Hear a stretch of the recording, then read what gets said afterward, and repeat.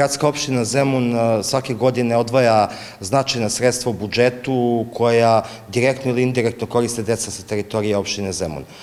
Počev od finansiranja prevoza za školsku i predškolsku decu, tekućeg održavanja škola i vrtića,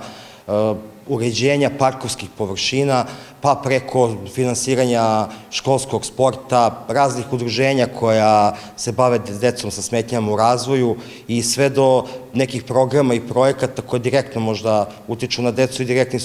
direktni korisnici su deca tih projekata, kao što su bebi paketi, novogodišnji paketići, auto sedišta za novorođenčad i poklon paketi za prvake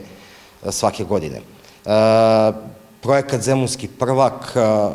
već je tradicionalan projekat kod nas i negde skoro 2000 đaka, evo, ove godine